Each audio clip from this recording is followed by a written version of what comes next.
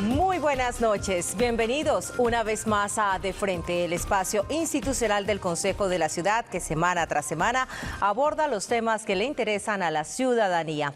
Hoy la tecnología modifica el modo en que pensamos, nos relacionamos y existimos. Está en todos lados, penetrándolo absolutamente todo, en la ciencia, la comunicación, la medicina, en lo militar, en lo financiero y por supuesto en la política, en los gobiernos y en las campañas.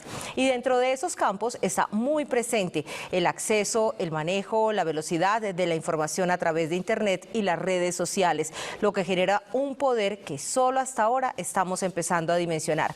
Colombia, como otros países del mundo, está experimentando fenómenos similares en los que la polarización, la aparición de guerras sucias, de noticias falsas, afectan nuestra forma de percibir la realidad y el juicio con el que incluso votaremos. Un tema repetido en la campaña de Estados Unidos, la consulta del Brexit, las elecciones de Perú, Ecuador, Venezuela, México, España y desde luego aquí en nuestro territorio. Y de eso queremos hablarles hoy, así que bienvenidos y por supuesto un tema que vamos a trabajar en compañía de nuestros invitados que se los presento. Son ellos: María Paulina Guinaga Lescano, presidente del Consejo de la Ciudad de Medellín por el Centro Democrático. También nos acompaña el vicepresidente primero, Ricardo Yepes Pérez, por Cambio Radical, y Jean Camilo Vargas Gallo, director ejecutivo estratégico en Human Economía Creativa. Trabajó como también director de Estrategia y Creatividad en Videobase. Tiene estudios y maestría en Estética de la Universidad Nacional de Colombia y estudió Audiovisual Arts en la Universidad de Antioquia. También saludo a Gilmar, mi compañero en el set. Gilmar, buenas noches. Buenas noches para usted, para los televidentes y por supuesto para la mesa principal. Le luce el rojo. Hoy a Katherine vino hoy muy floreada, muy bonita. Usted también vino de rojo. Sí. Hoy nos pusimos de acuerdo. Hoy nos pusimos de acuerdo y nos llamamos antes de llegar. Temprano, claro. Pero esta pregunta la tengo en el tintero y se la quiero hacer a Jan más adelante. Con el aumento del alcance de la tecnología, ¿las redes sociales son suficientes para que un candidato gane su aspiración o hacen falta otros detalles? Eso me lo va a responder después, porque llegó el momento de conectarnos con los televidentes, la razón de ser de este programa, porque en el Consejo de Medellín el poder es tuyo. Johan tiene nuestro sondeo de hoy para que ustedes desde ya interactúen. Las redes sociales están disponibles. Johan, buenas noches.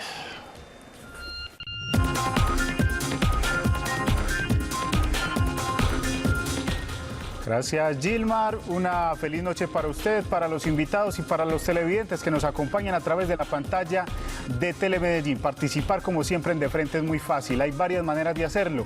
La primera, en el 301-786-9174. Esta es una línea de WhatsApp que está habilitada para todos ustedes, para que nos manden mensajes de texto o pequeñas notas de voz referentes al tema de la noche de hoy: las campañas políticas en las redes sociales. ¿Qué le parece a usted este tipo de campañas? Y ahí está el sondeo en @Consejo Medellín, la red social de Twitter. ¿Qué tanto le crees y qué tan útiles son las campañas políticas digitales? Dice: son mi único referente, la primera opción. No creo en redes sociales, investigo mucho más. Y por último, solo las tomo como base. Son las 4 opciones que hasta el momento están ahí en @Consejo Medellín. Usted puede encontrar este sondeo y también puede opinar con el numeral De Frente. Nos puede encontrar también en Facebook, Instagram y YouTube como Consejo de Medellín. El poder es tuyo. Ahí vamos a estar esperándolos a todos. Muchísimas gracias, Johan, y por supuesto los televidentes a participar. Y para iniciar esta dinámica del día de hoy, pues lo más importante es entender cómo funciona ese universo de las redes sociales, cómo ingresan a nuestras esferas más íntimas e incluso con nuestro beneplácito. Por eso le preguntamos a Jean Camilo: cuando una aplicación nos ofrece un servicio gratuito que nos facilita mucho más la vida en mapas, movilidad, edición de fotos, descarga de músicas, juegos o videos, lo que hacemos es facilitarle también a esa plataforma información sobre nuestros gustos, preferencias, estilo de vida, hasta de amigos, y le damos además la edad, el sexo, la ubicación, nivel de estudio y acceso, toda la vida se la entregamos. Entonces, ¿a cambio de qué estamos nosotros entregando esa información o por qué estamos entregando todo eso a cambio de un supuesto servicio? Bueno, Caterina, muy buenas noches para ti y para todos los que acompañan en esta mesa hoy en la noche. Pues yo creo que algo importante sobre lo cual partir en todo este ejercicio, y es que realmente lo que sucede hoy en día es que casi la gran mayoría de los modelos de negocio de todas las aplicaciones están basados en la economía de los datos. Y en ese sentido, la gran acumulación de datos es posible solo si realmente eres capaz de cumplir con una tarea que las personas tengamos por hacer. Pongo un ejemplo, necesito moverme de un lugar a otro, ¿cierto? Entonces, en ese sentido, inmediatamente uno dice, listo, si me voy a mover en un auto, inmediatamente la sensación es, o uso Google Maps, o en su defecto uso Waze, que terminan siendo de la misma casa. Ahorita hablamos un poquito de ese gran hermano llamado Google, pero que al final de cuentas tú dices, me está cumpliendo con un objetivo, y es ayudarme a ser mucho más eficiente en lo que estoy haciendo. Y en ese sentido, basado en una premisa de gratis, por eso lo pongo entre comillas, entramos a entregar una serie de datos que son absolutamente vitales para nuestro comportamiento hoy, y que en ese sentido las marcas aprovechan para entrar a tener un cierto control de lo que hacemos y de la forma en la que nos movemos. Por eso, digamos que la gran recomendación es hacer lo que nadie hace, y es leer la letra menuda de cada una de las redes. Uno diría, si me pongo a leerlas, nunca descargaría una aplicación. Y precisamente en esa premisa es que se basa todo el proceso. Úsala, te la recomiendan y alguien empieza a recomendártela. Nadie va a hacer el ejercicio de leerse esa letra menuda. Deberíamos empezar a hacerlo, y eso es algo bien importante, porque entraríamos en un ejercicio bien importante, incluso de ser capaces de empezar a poner en jaque un poco a estas aplicaciones que desde hace rato vienen arrebatándonos un poquito la intimidad y los datos que entregamos de manera gratuita. Quitarnos el acepto, sí. Usar ya. Es decir, que esa información gratuita que le estamos entregando a veces de forma ingenua a las redes y plataformas, las aplicaciones, etcétera, esas compañías vuelven dinero en publicidad, nuestra información y en otros servicios claves, como son, por ejemplo, las bases de datos segmentadas. Completamente. Realmente el ejercicio que se hace aquí es que hay algo que, digamos, técnicamente se denomina el modelo freemium, y es que a ti te entregan sobre una categoría, una caracterización de esa aplicación como gratuita, te entregan una sensación de que estás viviendo un servicio premium. O sea, que casi que uno diría, hoy quién pagaría por una aplicación, hoy quién pagaría por algo, ¿cierto? Y de hecho, la gran pregunta es, ¿deberíamos estar pagando? Porque en ese sentido voy a ser capaz de cuidar mucho mis datos, y en ese sentido sería capaz de entender el nivel de vulnerabilidad al que estoy expuesto. Entonces, la respuesta en ese caso es sí. Definitivamente las compañías se aprovechan cada vez más de todos estos datos para sobre eso, digamos, configurar mucho mejor su modelo de negocio y entregarle a las demás marcas ese comportamiento o ese dato en el que te conviertes, porque al fin de cuentas, mientras más datos tengan o más data points, como se podría mencionar en este lenguaje técnico, digámoslo así, esos puntos de contacto de mi comportamiento, de la forma en la que me muevo día a día, son los que le van a garantizar a las marcas que yo cada vez más soy un sujeto dispuesto a que una marca llegue a tocarme la puerta y a que yo le diga que sí o que no.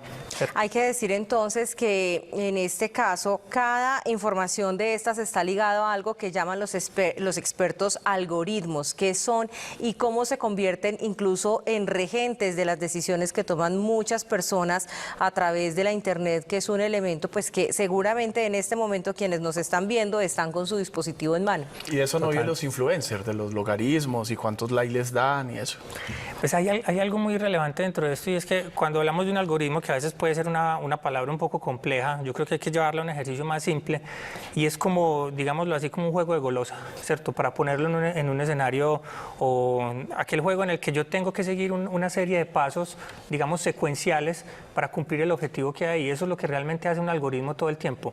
Un algoritmo todo el tiempo, mientras nosotros estamos sentados aquí y estamos haciendo nuestra conversación en redes sociales, en Twitter, respondiendo la encuesta que nos acaban de decir que respondamos, hay un algoritmo detrás haciendo una lectura de qué está pasando con esas respuestas, quién lo hizo, de qué manera lo hizo, quién influencia más en la respuesta que se está teniendo allí, y se empiezan a correr una serie de tareas que para el ser humano son muy lentas, porque si un ser humano se pusiera a realizar, a entender qué fue lo que pasó en esos milisegundos, una máquina lo puede hacer absolutamente exponencial, y en ese sentido ahí es donde empieza como una especie de disputa entre el ser humano y la máquina, que sí es capaz de hacer una tarea secuencial de manera rápida y a un nivel que el ser humano jamás lo va a poder hacer, por lo menos hasta donde nos conocemos hoy en día. Manualmente, concejal María Paulina Aguinaga, cada persona podría en las próximas elecciones de forma inconsciente ceder su poder de decisión y el nivel de información que reciba de acuerdo a los algoritmos. Yo creo que indiscutiblemente las redes sociales terminan influenciando, y no solamente las redes sociales. Cuando uno mira y entra a determinado portal a leer noticias o cierta información, ahí también le van apareciendo. No nos podemos enfocar únicamente en las redes sociales. Indiscutiblemente yo creo que eso tiene sus ventajas y sus desventajas. Sus ventajas porque al final, en teoría, la gente debería aprovechar esto para votar un poco más informado. El problema es la calidad de la información que se suministra ahí, que muchas veces es información sesgada, no necesariamente es cierta, y que esto se presta también para influenciar el electorado como tal. Pero no es solamente en términos políticos. Si usted está interesado en comprarse algo por internet, entra a cualquiera de estas plataformas, no le quiere hacer publicidad ninguna, y después cuando entra a otra página completamente distinta ve el mismo producto que estaba buscando, y que al final ya también la privacidad como queda reducida a su mínima expresión, como lo explicaba Giancarlo. Yo creo que eso tiene sus ventajas y sus desventajas, pero indiscutiblemente esto va a influir en las próximas elecciones. Creo que también ayuda a que la gente vote un poco más informada, le haga seguimiento a la persona por la que vota, porque muchas veces usted le pregunta a la persona por cuál fue la última persona que usted votó, por ejemplo, para las elecciones de Congreso, y no le sabe ni siquiera el nombre. No se acuerdan. No se acuerdan. Entonces, como todo, hay que saberlo utilizar, pero siempre con criterios éticos, mostrando información o llegando con información veraz y objetivo. Y cuando nos encontremos ese mismo aviso en diferentes páginas, no es un mensaje del cielo que nos esté diciendo que sí lo tenemos que comprar, es que el algoritmo inmediatamente nos reenvía esa publicidad. Concejal Ricardo Yepes, para darnos una idea de la dimensión de lo que estamos hablando, vamos a mirar los siguientes datos. En 2019, en el mundo tienen acceso a Internet cerca de 4.000 millones de personas, de las cuales 3.000 millones aparecen en alguna red social. Facebook, 2.300 millones, YouTube con 1.900 millones de personas, WhatsApp con 1.600 millones, Instagram con 1.000 millones, Twitter con 326 millones, sin contar todavía los buscadores como Google. Imagínense, pues estamos hablando de unas macrocifras a nivel de alcance por redes sociales. No, estas cifras son una locura. Uno cada vez que ve este tipo de cifras, yo al menos en el caso personal me preocupo mucho, porque el tema de las redes sociales definitivamente termina siendo, pensaría yo, percepciones, porque lo llevas a términos de confianza. ¿Cuál es la fuente de donde sale toda la información que hay? Y cuando uno ve estas cifras, por cualquier lado hay forma de que lo influencien las personas. Yo siempre he dicho que las herramientas y las redes sociales es una gran herramienta, y más es necesaria. Pienso que toda herramienta es buena. El problema de las herramientas es el uso que le den a ellas. Un cuchillo te sirve para cocinar, pero te sirve para hacer daño a una persona. Entonces, simplemente yo que he pensado en el tema de las redes sociales, es la forma como cada persona la utilice. Es el respeto y la responsabilidad de cada persona cuando tenga uso de las redes sociales. Pero cuando uno ve estas cifras, son muy tan buenas como tan preocupantes, porque esto influencia en los dos aspectos. Yo creo que ahí también hay algo a destacar, y es que han revolucionado las campañas y las han hecho repensarse. ¿Por qué? Porque si usted va a organizar una reunión con 300 personas, ¿cuánta logística hay detrás de una reunión de esas? Pero cuando usted anuncia, voy a estar en un Facebook Live o en alguno de estas otras redes, pues streaming o lo que sea, esto le permite tener un alcance muchísimo mayor mayor, es mucho más fácil para la gente, la comodidad, no tiene que salir de su casa. Ni llevar refrigerios. Lo vemos, exactamente, lo vemos también con por ejemplo, con las sesiones del Consejo, el canal de YouTube del Consejo, donde la ciudadanía se puede conectar todos los días a ver lo que estamos discutiendo, lo que estamos debatiendo. Yo creo que esto sin duda alguna también es una herramienta supremamente importante para que se enteren de la gestión que estamos haciendo en la corporación, las posiciones que fijan cada una de las bancadas. Entonces, por supuesto, esto también ha hecho que muchas cosas cambien para bien, diría yo. Y yo quiero que Jan me responda la pregunta. ¿Solo con las redes sociales se gana una campaña? Antes de que Catherine me sonría y me mire con esos ojitos verdes sobre una pregunta que tiene sobre Google, ¿cierto? Así es. Adelante, Jan. Bueno, Gilmar, yo creo que hay algo dentro de este caso y es que nunca deberíamos entrar en ejercicios como absolutistas, ¿cierto? Es decir, dramáticamente hoy es absolutamente importante. Yo creería que incluso antes de sacar una valla hoy, un político saca su cuenta en Twitter, ¿cierto? O su forma de contarse en Instagram, o la forma en la que se relaciona con las personas en YouTube o en Facebook, y se convierte definitivamente como en una otra personalidad que se extiende precisamente al ejercicio de ser capaz de tocar con la gran mayoría de personas. Y ahí es donde no hay que confundir el hecho de decir, solo por estar ahí, abandono los entornos presenciales en los que debería estar en un ejercicio de tú a tú con las personas. Entonces el ejercicio es siempre como toda buena definición de un ejercicio o de la palabra estrategia, y es la capacidad que tengo de hacer renuncias a cosas, ¿cierto? Que eso es una buena definición de la estrategia, porque a veces queremos hacer de todo. Hay que saber en dónde voy a estar, de qué manera voy a estar, y cuando abro un canal de comunicación de esos, de qué manera lo voy a atender y cómo voy a llevar a las distintas instancias, porque hay que contrastar. Y ahorita, incluso creo que más adelante lo discutiremos, y es lo que pasa siempre, la falsa sensación que hay de victoria detrás de un ejercicio digital o en redes sociales. Así es, y precisamente pues ya teniendo también estas macro cifras, tenemos la cara de Google, que es la cabeza de un gran emporio, Alphabet, que es la matriz de ese entramado. Ellos no pagan impuestos en ninguna parte del mundo, y ese conglomerado emplea 100.000 personas y vale 857.000 millones de dólares. Eso es 3 veces el Producto Interno Bruto de todo un país como Colombia, con tan solo 100.000 empleados a nivel mundial. Y ya vimos, pues en el anterior gráfico que revisábamos con el concejal Ricardo, todo lo que significa mover esa gran masa a nivel mundial a través de las redes. Usted mencionaba a Google como el gran hermano, yo también diría como el ojo de Dios, nos puede ver en todas partes, es omnipresente, se nos mete a todas partes. Hablemos también de esa gran dimensión que seguramente muchos lo ven como una gran solución, pero sin saber el costo que estamos pagando por obtener muchas de las respuestas que nos entrega. Hay un dato para sumarte a ese, Caterina, y es que para hacer un ejercicio también comparativo, y es en una localidad como Mountain View, que queda en California, en un estado de Estados Unidos tan importante, solo el estado de California, la economía de California es más importante que la economía de Francia, por ejemplo. Eso ya nos empieza a mostrar incluso el papel que tiene todo esto que llamamos el Silicon Valley, el lugar al que todas las startups quieren llegar, o quieren estar, o quieren incluso ir a formarse y acceder a los fondos de inversión. Un conglomerado como Google o como Alphabet, que realmente a partir del 2015 como que resignifica toda su forma de anclarse, y a Google lo conocíamos como un buscador, ¿cierto? ¿Qué sucedió? Hoy Google son 50 compañías en una, ¿cierto? Estamos hablando de una compañía que invierte en salud, una compañía que invierte en nanotecnología, una compañía que invierte en datos, que invierte en robótica, que invierte en carros autónomos.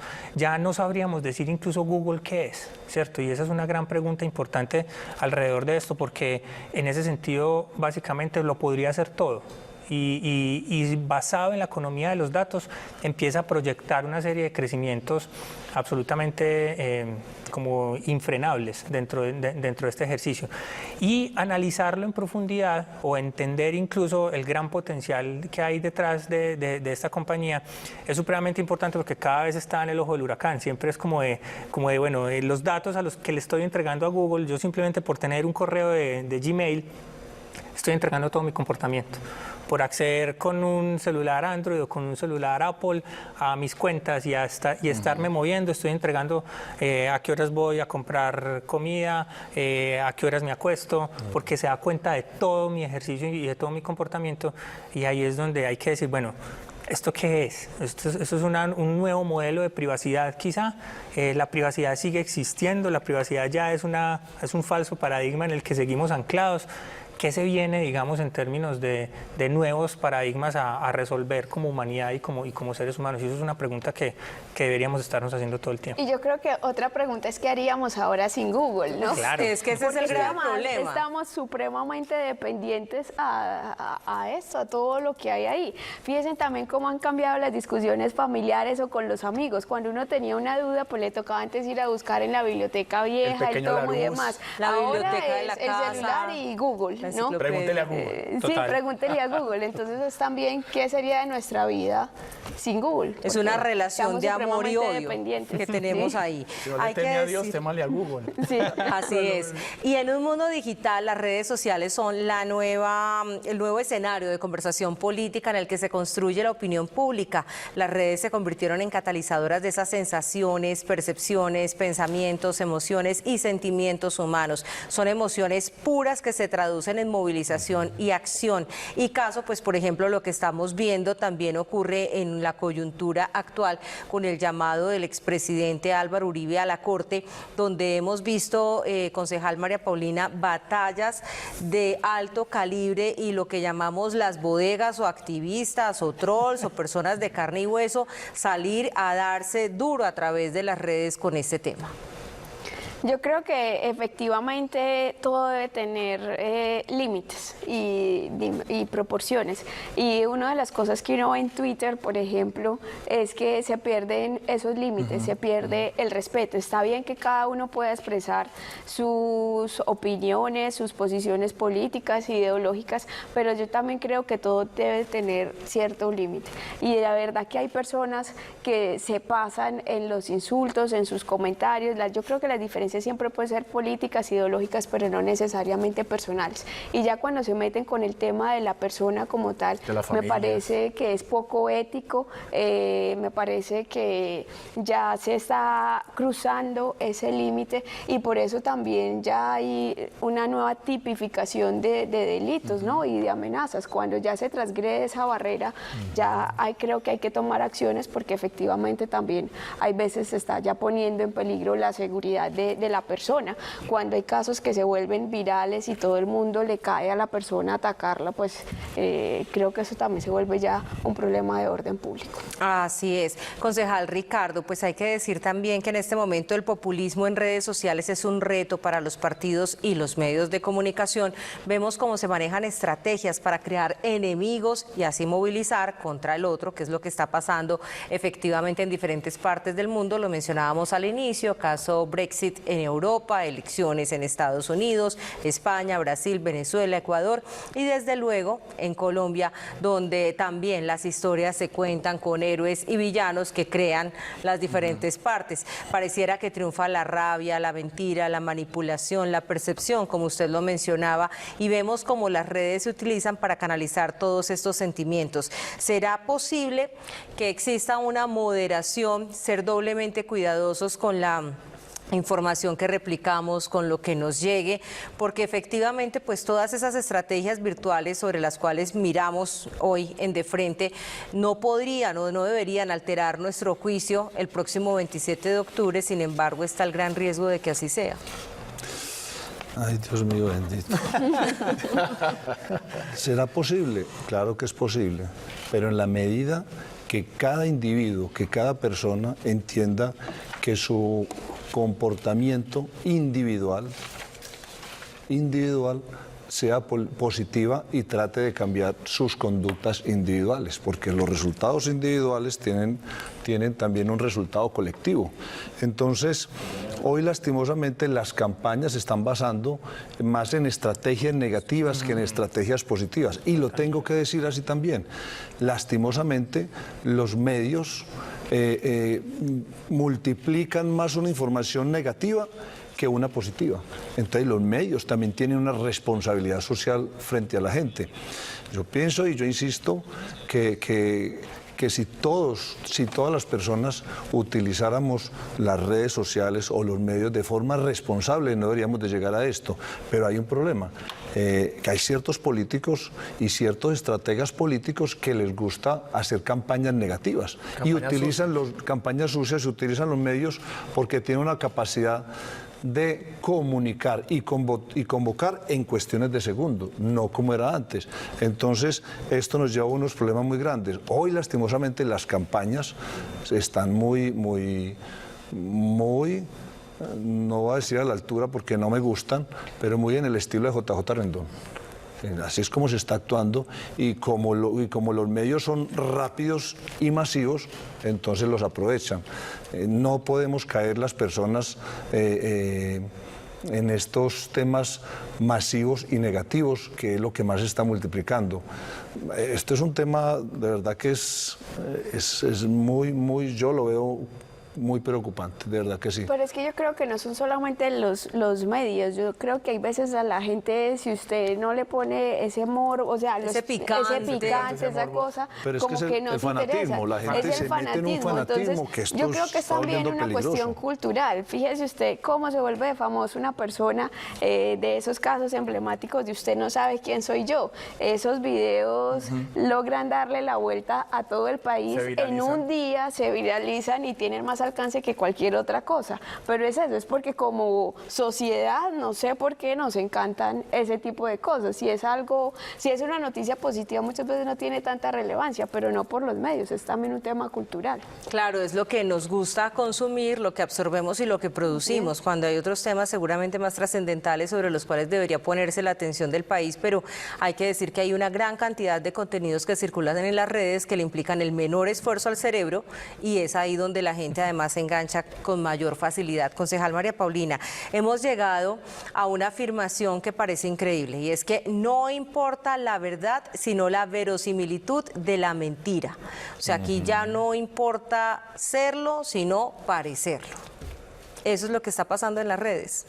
Yo creo que eso sí se da, no quiere decir que eso sea éticamente correcto, porque no solamente se debe parecer, sino además serlo, o sea, es desde el ejemplo. Y yo también creo que eso le da un indicio a los ciudadanos de cómo va a ser esa persona una vez llegue al cargo al que está aspirando. Si desde la campaña se está viendo el comportamiento que ha asumido, que es poco ético, que no tiene valores, pues entonces así también va a ser su desempeño. Y creo que ahí también tenemos que hacer un gran esfuerzo como ciudadanos para enterarnos, para informarnos un poco mejor y muchas veces para no reproducir esas cadenas falsas que la gente inocentemente termina cayendo en esas falacias. Ahí, como nos decía el concejal Ricardo, lo único que nos queda sería entonces la autorregulación, que es como la esperanza de una reeducación frente a esos hábitos de consumo que como sociedad hemos acumulado. Le preguntamos también a Giancamilo sobre la disrupción tecnológica, que es la válvula de escape de los indignados hoy día, que incluso hay algunos que suelen tener muy buenos niveles de educación, pero detrás están también los algoritmos de los que hablábamos, que elevan también esos bajos instintos de una masa vociferante que se entrega a la discusión en las redes. Bueno, algo importante ahí es que todas estas oleadas, digamos, como de comunicación, yo celebré mucho lo que sucedió, por ejemplo, el viernes, y es que yo siento que fue como un ejercicio muy coloquial aquí en Medellín. Me imagino que a todos les llegó un chiste con San Juan, ¿cierto? Por redes sociales que tenía que ver con San Juan con la 80, el deprimido de San Juan, toda esta serie de cosas, que fue un ejercicio incluso bien interesante porque puso a la gente en un proceso de creatividad. O sea, entrar en un proceso de creación de una serie de contenidos. Y lo celebré precisamente porque dije, le hacía falta esto un poco a toda esta serie de discusiones como para alivianar un poquito toda esta carga que venimos teniendo y que incluso a mucha gente lo puso en un escenario creativo, como me tengo que inventar un meme que tenga que ver con San Juan para entrar en este proceso. Yo creo que eso es una forma detonante de salir un poco de lo que pasa dentro de este proceso. Ya los medios masivos no son los tradicionales, no es la radio, la prensa y la televisión, son las redes sociales, y eso está clarísimo, y ahí es donde empieza a revertirse el proceso, y es en ese campo de juego de qué manera entramos en un ejercicio de ser capaces de poner un tema sobre la mesa, ¿cierto? Y yo incluso diría que parte del gran reto que tenemos hoy es ser capaz de poner sobre la mesa una lógica de voto consciente, una lógica de voto incluso relacionado con qué tanto ha analizado usted el plan de gobierno de aquella persona que por la que usted posiblemente puede votar, o deje de decir voy a votar por el menos peor, ¿cierto? Entrémonos en un proceso analítico de entrar en estas lógicas. Y yo creería que ahí nos falta mucho como sociedad en términos de hacer emerger la buena práctica, ¿cierto? Yo recuerdo mucho una frase de Alonso Salazar que decía mucho, ¿por qué no volvemos amarillo lo positivo? ¿Por qué no hacemos amarillismo de lo positivo? ¿Por qué no entramos en un proceso de posicionar aquello que está bien y aquello que es de un ejercicio de buen comportamiento? La pulsión del ser humano es apelar a, ¿viste el muerto de la avenida de esta semana? Tú, y empiezan a reenviar la información. Ahí deberíamos entrar en un ejercicio completamente de acuerdo en el proceso de decir regulación y autorregulación. O sea, es llegar al mismo símil de decir, tú te atreverías a gritar en un salón de clase a un montón de estudiantes algo que está mal, pero en redes sociales lo envías y es exactamente la misma acción. Le va a llegar a un montón de gente, incluso no vas a saber a quién le va a llegar, y eso yo creo que te hace más responsable, te hace más irresponsable si lo hiciste sin filtro, y eso es absolutamente importante en este momento.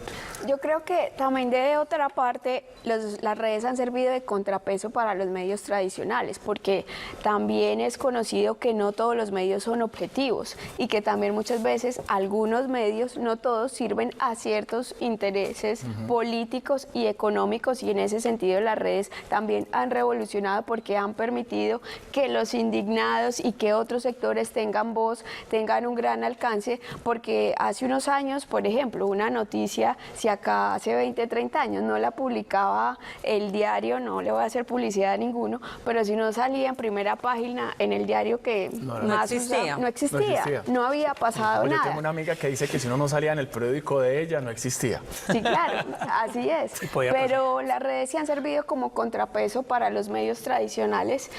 Obviamente hay que regularlo, se presta para información imprecisa, pero de todas maneras algunos medios, no todos, también están al servicio de otros intereses políticos y económicos y no siempre son objetivos. Así es. Nos vamos a un corte, ¿qué les parece? Para que los televidentes tengan más tiempo de interactuar, pero antes tenemos una invitación muy especial para todos ustedes. Mañana en el Consejo de Medellín, y aprovechamos que tenemos parte de la mesa principal, vamos a tener a la registradora y a la gente de la misión de observación electoral. Va a ser un debate muy interesante, ¿o no, Presidenta? Así es una invitación de parte de la mesa directiva, también por solicitud de algunos concejales, que invitáramos tanto a la MOE como a la registraduría para que nos expliquen un poco los riesgos que pueden tener estas elecciones en términos de fraude electoral y transhumancia. Y aunque usted no lo crea, van a tener como invitadas especiales el próximo miércoles también al Consejo a las abejas. Es que hay un problema también con las abejas y es bueno que el Consejo también lo debata. No sé. Y eso va por televisión, por supuesto por Telemedellín. Nos vamos a una pausa y ya regresamos con De Frente. Estás viendo De Frente.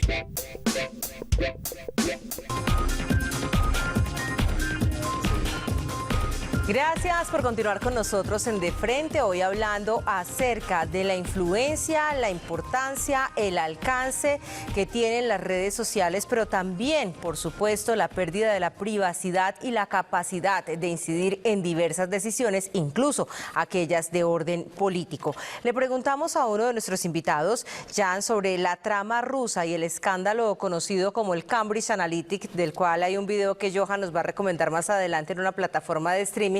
Lo que muestra es una inteligencia artificial que conoce al detalle la clientela y que, como dice una de las principales testigos del mundo al interior de ese universo, la psicografía debe considerarse como un arma de estrategia militar. Si se puede llegar a donde se quiera y la gente pues va a creer que efectivamente actúa por su cuenta, es una arma sumamente poderosa porque creen que es a voluntad, pero resulta que hay una influencia detrás. Contémosle a nuestros televidentes un poco más acerca de esto. Bueno, algo importante ahí, Caterini, es que en ese punto tenemos que empezar a hablar literalmente de un tema que es muy importante en estos momentos y son las ciencias del comportamiento, ¿cierto? No es nada más y nada raro que todas las ciencias que, digamos, están a merced del ser humano para entrar en un ejercicio de comprenderse a sí mismo, comprender a los demás e influir en los demás, ¿cierto? Y ahí es donde un escenario como el que plantea el documental del que hablabas conecta puntualmente con algo muy relevante, y es: lo que más le importa hoy a las marcas es tener la mayor cantidad posible de datos acerca de ti, ¿cierto? Y en el documental planteaban que en un escenario como el de las elecciones en Estados Unidos se logró tener más de 5.000 puntos de contacto de una sola persona. O sea, 5.000 datos de cada persona, y tú multiplicas eso por la cantidad de personas que pueden estar, que ya lo vimos en las cifras de cada una de las redes, y en ese sentido puedes empezar a hacer un ejercicio de segmentación.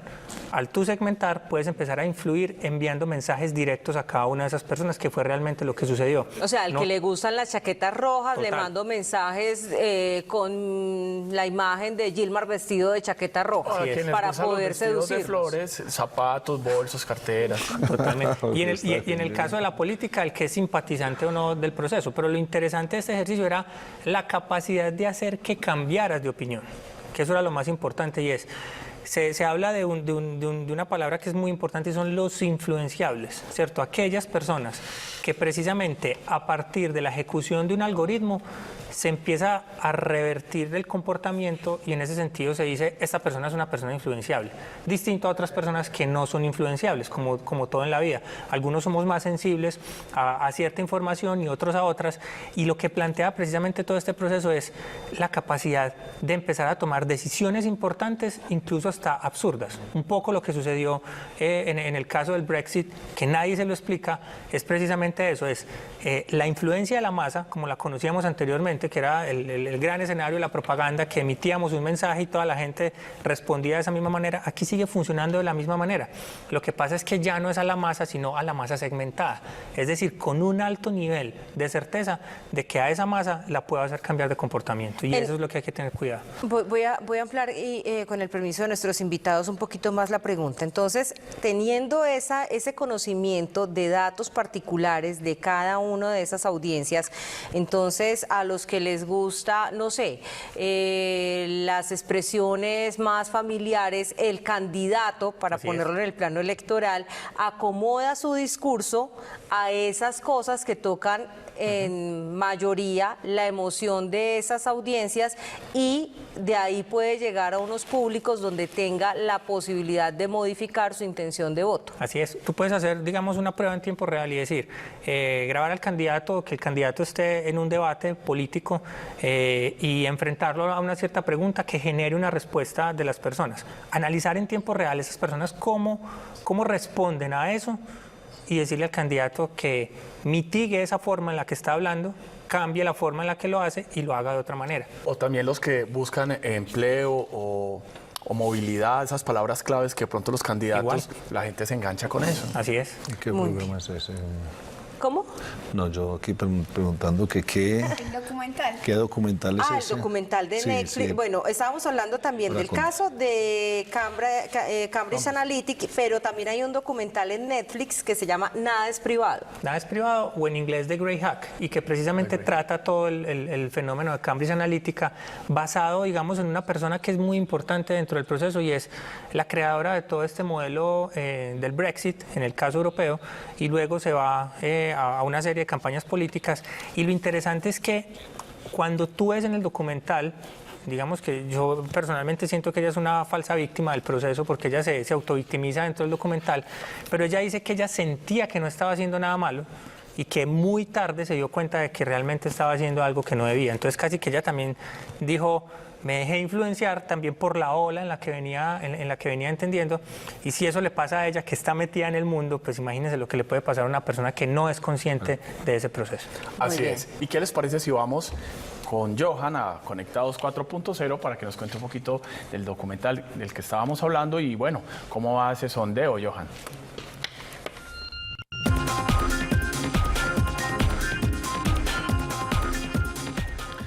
Así es, Gilmar. Aquí en netflix.com usted puede ver ese documental del que estaban hablando hace poco. Nada es privado, ahí lo tenemos ponchado en estos momentos en pantalla, donde lo puede ver. Es apto para mayores de 16 años, es de un estreno de este año y lo explicaron bien. Cuenta una historia bastante interesante sobre Cambridge Analytica y cómo influenció en las votaciones de algunos países alrededor del mundo, donde Facebook parece ser que involucró una gran cantidad de perfiles ilegalmente y perdió 37.000 millones de dólares en la bolsa de Estados Unidos. Este documental, esta película está aquí en Netflix, la puede encontrar también para que se entere un poco más. Y ahora vamos al sondeo en @ConsejoMedellín, que ya finalizó, y estos son los resultados finales. ¿Qué tanto le crees y qué tan útiles son las campañas políticas digitales? El 3% dice que son mi único referente, el 9% dice que no cree en las redes sociales, el 47% dice que investiga mucho más y el 41% dice que solo las toma como base, por un total de 34 votos. Los resultados finales en @ConsejoMedellín, donde también nos puede seguir y estar enterado de todo lo que pasa en la corporación de los medellinenses. Caterina Gilmar. Muchísimas gracias, Johan. Bueno, hay que ver el documental sin duda. Concejal Ricardo Yepes, pues vea, todo lo que hemos hablado, aquí pareciera que estuviéramos hablando como de esa candidez e inocencia que acompaña a los seguidores de redes sociales que creen que toman las decisiones por sí mismos, porque nos dicen que el 47% investiga mucho más. La pregunta es, ¿investigan o consultan? Y además también, ¿qué fuentes consultan? ¿Dónde investigan? ¿Y dónde Google. investigan? Si investigan en Google, estamos en las mismas. Hay que celebrar ese 3%. Sí. O sea, yo digo, menos mal. Sí, o sea, sí. ¿Tienen grado de conciencia? No, el 3% que dicen que es la única fuente de consulta, ¿cierto? Sí. O sea, Ni siquiera son tan poquitos. Ni siquiera son tan ¿Qué tal poquitos que fuera en el caso? el 50%? La ¿qué mayoría. tal? Bueno, y el 41% que solamente las usa como base. Su reflexión acerca de esta respuesta que nos entregan los televidentes en la noche de hoy.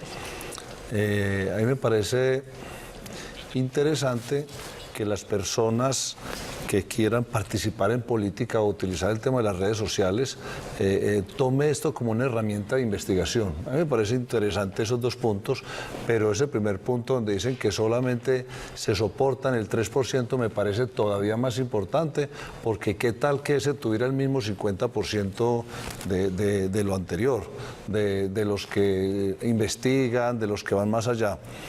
Lo que pasa con esto también tiene que ver con lo que producen en este tema de política, lo que producen en el caso, los que hoy, digamos, somos concejales, ¿qué producimos nosotros? Le permite a los ciudadanos que vayan más allá, que investiguen realmente qué ha hecho uno y también que se den cuenta qué ha dejado de hacer. Quedan en desventaja aquellos que hoy todavía no son corporados, ¿cierto? Porque es muy poco lo que pueden demostrar para decir, hemos hecho esto por la ciudad. Pero es muy importante el factor de investigación. Pero a mí me preocupa son el tema de las redes sociales negativas. Eso me parece que es lo peor, que es lo más influenciable. Y que las vuelven virales y cómo cada persona tiene ese autocontrol, yo vuelvo a lo mismo. Entonces, ojalá hacia eso fuera también las redes sociales. Yo, por ejemplo, ahí me llegan el ejemplo que tú ponías ahorita de San Juan, digamos que fue algo positivo porque dio un alivio, porque no fue un ataque a nada, entonces me fue como un descanso. Yo, por ejemplo, los miro y los dejo ahí, yo no lo replico a nadie. Yo tengo mi candidato de preferencia para la alcaldía de Medellín, que no lo voy a decir, pero yo siempre publico lo Ahorita nos cuentan comerciales, porque con esa no nos quedamos. publico lo positivo y lo que yo considero el porqué este candidato, pero cuando me llegan cosas malas de otros candidatos no las replico, las dejo aquí y no las quiero llevar allá, así no sean mis candidatos. Entonces es un tema de responsabilidad individual. ¿Cómo regulo yo? ¿Cómo me regulo? Y no caer en los fanatismos y todo esto. Yo insisto, la herramienta es extraordinaria, es extraordinaria. El problema es el manejo, el uso que le demos a las herramientas. Como dice el dicho, ¿qué culpa tiene el sapo?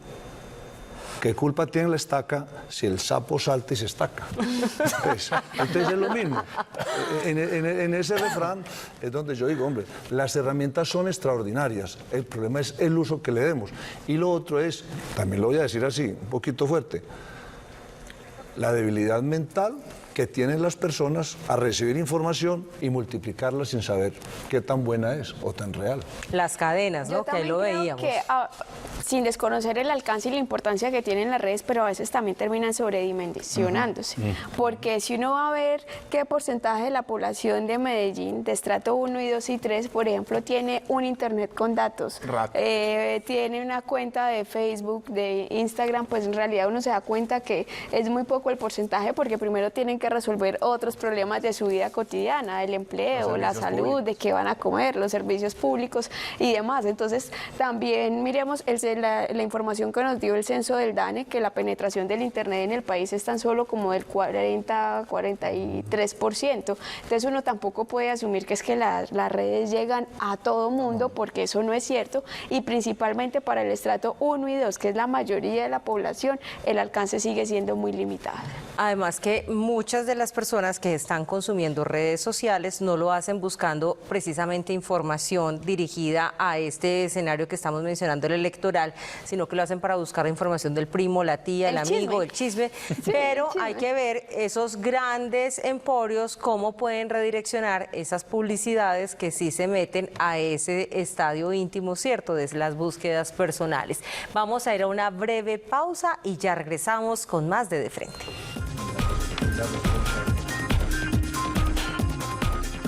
Estás viendo De Frente.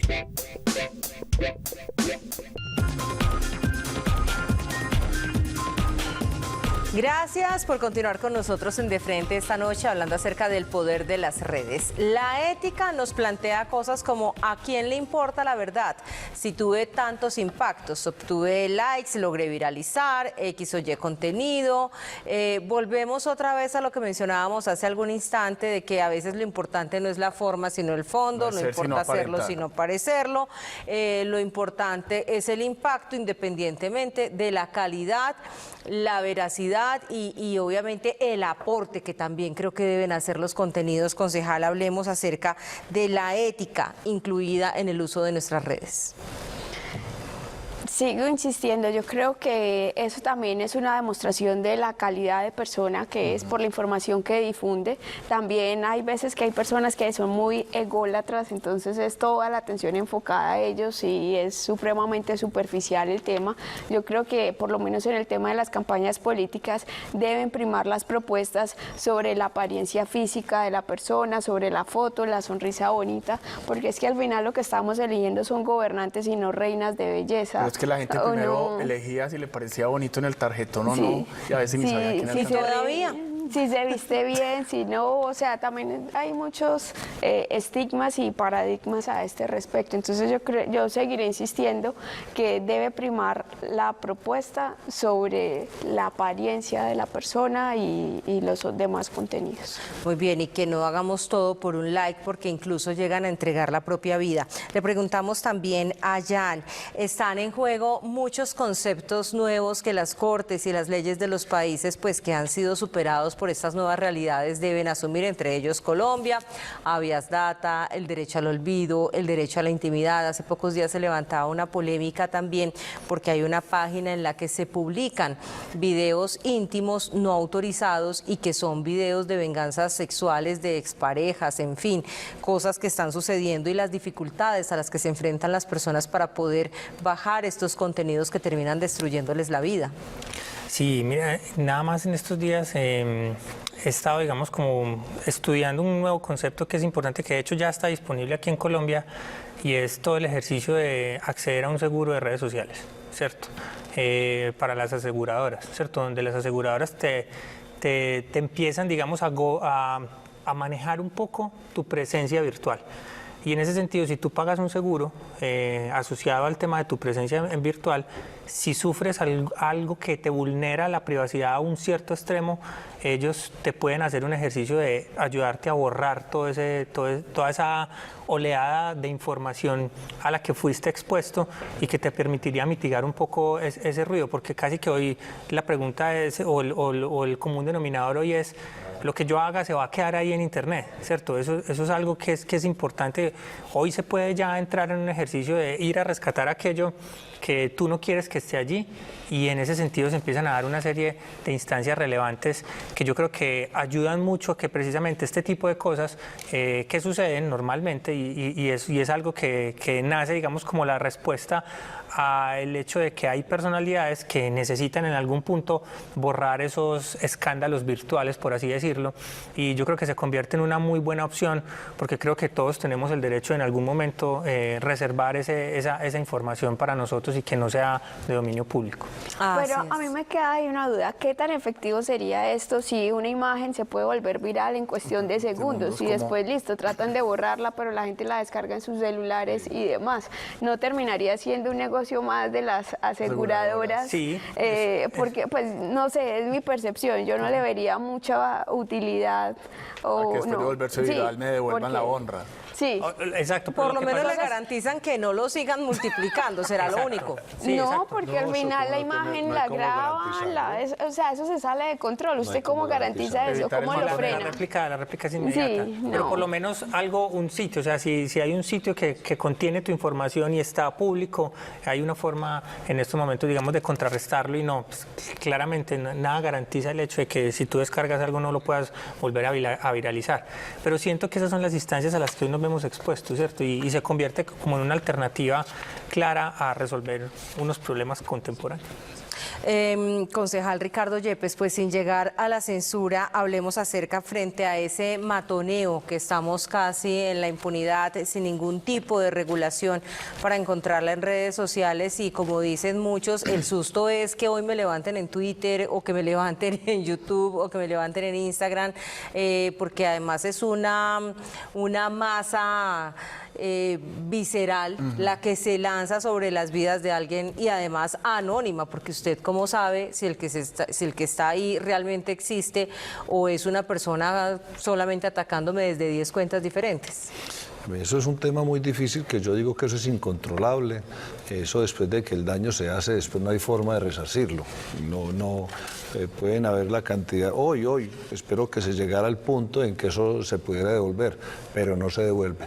Yo insisto, y fue algo que tú le preguntaste ahorita a la presidenta María Paulina, es un tema de ética. El medio está ahí, pero es...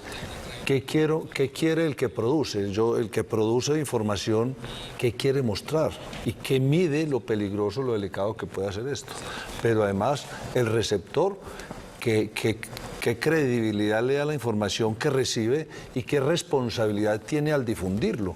Yo pienso que es ahí donde está el grave problema, y pienso que el tema de las redes sociales, no las redes sociales, el manejo de las redes sociales, no de las redes sociales, es el manejo, cómo la manejamos.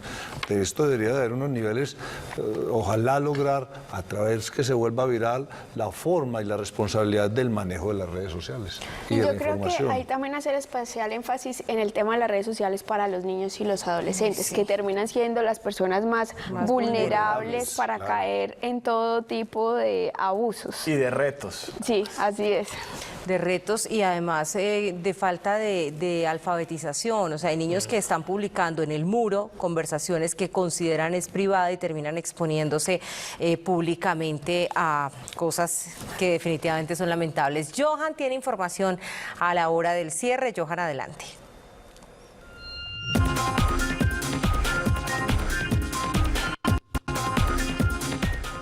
Gracias, Caterina. Rápidamente, mensaje de los televidentes, @Dani Melma. Cuando Ricardo Yepes señala la debilidad mental que tienen las personas al recibir la información y replicarlas, se refiere a la inmensa ausencia de pensamiento crítico que sufre nuestra sociedad. Dicho en De Frente de Telemedellín, vale la pena, piénsalo. Son mensajes de nuestros televidentes y una recomendación para ir cerrando. La página Campañas Ganadoras, estrategias.com, es las campañas ganadoras. Ahí pueden encontrar un libro que lo pueden descargar gratis, 10 10 claves estratégicas y 100 pasos metodológicos para ganar una campaña electoral sin trampas, de manera legal y de manera consciente para convencer a los votantes, sin tener en cuenta lo de Cambridge Analytica ni nada de eso. Para que la descarguen ahí, está online en estos momentos. Caterine. Muchísimas gracias, Johan. Así llegamos al final de Frente, agradeciéndole por supuesto a nuestros invitados, a los televidentes por siempre estar con nosotros, a los que nos acompañan a través de las redes sociales, y les dejo esta frase: verdad, bondad y utilidad deberían ser los 3 principios que nos rigen a la hora de publicar y compartir en nuestras redes. Una feliz noche y nos vemos el próximo lunes en un nuevo De Frente. Chao, chao.